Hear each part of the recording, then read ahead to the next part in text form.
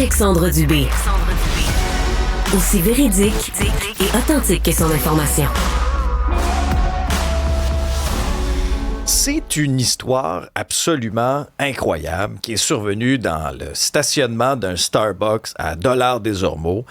Un homme qui a été violemment battu, lacéré, enduit de liquide inflammable et enlevé par 5 individus. Une histoire complètement folle. Maître François-David Bernier est avocat et analyste judiciaire. Bonjour, Maître Bernier.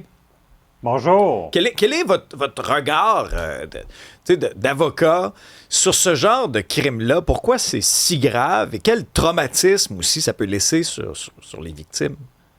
Bien, c'est des crimes très graves et on se demande pourquoi ça arrive ici, parce qu'on sait que dans d'autres pays beaucoup moins organisés, développés, c'est monnaie courante, là.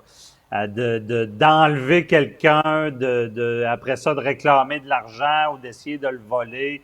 Ça se voit. Je connaissais un chef d'entreprise qui travaillait dans un autre pays et devait avoir une routine différente chaque matin parce qu'il y avait ce risque-là d'être enlevé et de pouvoir être volé. Bon. Mais là, au Québec, ici, c'est très, très surprenant.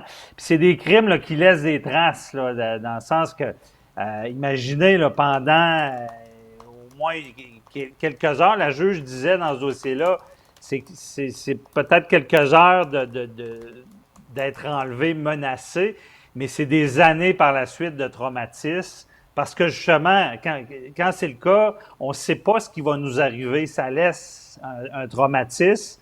Dans ce cas-là, on a aspergé l'individu de liquide inflammable. Fait qu'imaginez, là, on menace de le tuer, fait que c'est vraiment traumatisant. Moi, j'avais vu un cas, un moment donné, assez traumatisant aussi.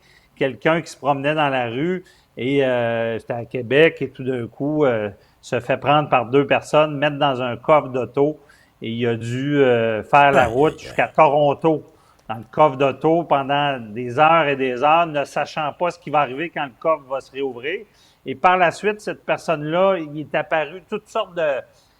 il y a eu une maladie, il ne savait pas trop d'où ça venait. Tu sais, ça laisse vraiment des traumatismes là, graves. Là. Mais, Maître Bernier, dans ce cas-ci, c'est une histoire qui est survenue en mars 2023. Aujourd'hui, la victime, dont son identité est protégée, c'est une personne de 36 ans, dit être traumatisée, toutes sortes de crises de panique, perte de poids, dépression, choc post-traumatique, n'a pas pu marcher pendant des semaines. Là, c'est ce qu'on peut lire dans cet article du journal. Ce qui nous amène à un des accusés dans cette histoire-là. OK? Mm-hmm. Lui, il a été arrêté, il a été accusé, toutes sortes de chefs, là, enlèvement, extorsion. Mais là, vu qu'il était en attente d'un procès dans un dossier de possession de drogue, lui, tu sais, puisque lui, ça va bien de ses affaires, là, lui, il espérait s'en sortir avec une peine à purger chez lui.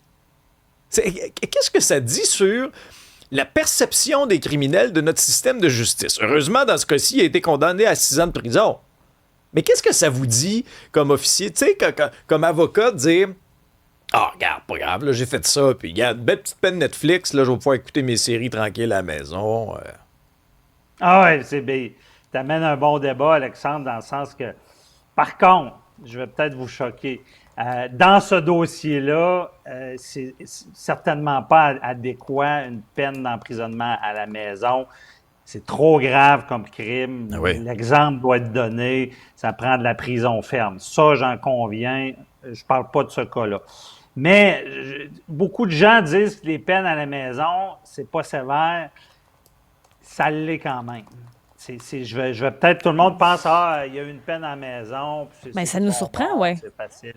Oui, vous allez être surpris, mais avez-vous déjà parlé à quelqu'un qui a vécu ça, qui a été emprisonné dans sa maison? J'en ai pas dans mon entourage, Maître Bernier, je dois vous avouer. Vous avez des bonnes fréquentations, c'est bon. Mais il reste que c'est traumatisant, c'est une peine quand même. Et les gens s'en rendent pas compte, mais notre liberté, souvent, on la prend pour acquis, là. Peut-être qu'on a vu un petit exemple durant la pandémie quand on pouvait pas sortir. Mais c'est quand même, ça laisse quand même des traces d'être enfermé chez vous. Et c'est pas vrai qu'ils laissent ça au hasard. ils appellent à la maison, ils viennent vérifier par hasard. J'ai vu quelques cas, beaucoup de cas même, il y avait eu des bris de conditions, c'est direct en prison par la suite. Et il y a un impact quand même, en tout cas, pour avoir eu des clients qui l'ont vécu, il y a un impact psychologique assez sérieux quand même d'être emprisonné dans sa maison. Je sais que c'est pas populaire de dire ça, puis que les gens ne le pensent pas, mais oui, quand tu prives la liberté à quelqu'un, ça peut laisser des traces, ça peut être assez sévère. Évidemment, c'est des crimes moindres, là, on s'entend que... Puis ça, tu sais, quand c'est des crimes contre la personne, c'est difficile à imaginer, effectivement, parce que le son est peut-être pas assez grand. Mais, Alexandre, Isabelle, c'est pas vrai que ça laisse pas de séquelles, puis c'est pas vrai que ça donne pas un impact punitif. Là. Ouais, mais j'entends ce que vous me dites, Maître Bernier, mais pour chaque personne exactement qui va avoir peut-être eu une leçon pour ça, moi, on peut vous sortir une trentaine d'exemples de gens qui s'en foutent royalement de leur peine Netflix, même qui ne respectent pas leurs conditions. Il y a quoi comme conséquence, par exemple, dans le système judiciaire pour les gens qui ne respectent pas leurs conditions? C'est sévère, c'est de la prison automatiquement. C'est comme si on te donne une chance parce que, tu sais, quelqu'un qui n'a jamais fait de prison ou sait pas c'est quoi, du jour en prison, une journée en prison, là, pour quelqu'un qui ne l'a jamais fait, là, c'est traumatisant, là, tu sais. Et d'être, tu sais, sous le joug, emprisonné à la maison, ça l'est aussi. Et par contre, c'est comme une chance qu'on donne. On ne veut pas te mettre dans le système carcéral. On ne veut pas former des criminels. On veut pas, si quelqu'un n'est pas habitué à la prison, on veut peut-être l'éviter, lui donner une punition. Par contre, si vous ne respectez pas ça, c'est direct en prison après. Là. Puis je l'ai vu. Là. Vous le avez policier dit... débarque, il t'emprisonne. Là. Ta chance est perdue. C'est une chance qu'on te donne. Mais est-ce que c'est vraiment tout le monde qui a droit à cette chance-là, ceux qui obtiennent la peine? Des fois, on se pose la question. Bien, c'est sûr que quand on parle d'un... Il n'y a pas si longtemps, on est revenu là-dessus. C'était plus possible de faire de l'emprisonnement à la maison si c'était, un crime de violence conjugale, des choses comme ça. Et là, on est revenu, on a assoupli ça, c'est encore possible. C'est sûr que, quelqu'un qui commet un crime économique, c'est grave aussi.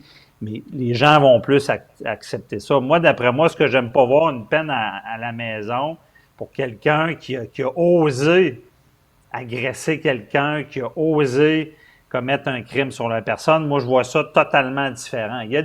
C'est pas vrai que tous les crimes sont égaux. Là. Il y a des crimes pas mal moins graves, avec beaucoup moins d'intention délictueuse et avec une possibilité. Parce que je vous l'ai dit, moi, à mon cabinet, on fait autant du civil que du criminel. Je vous invite à venir dans la réception, puis vous ne ferez pas la différence entre les deux clients. Là. Il y en a qui commettent des erreurs et que le système doit leur taper ses doigts, mais on veut les remettre en selle par la suite. C'est un peu ça.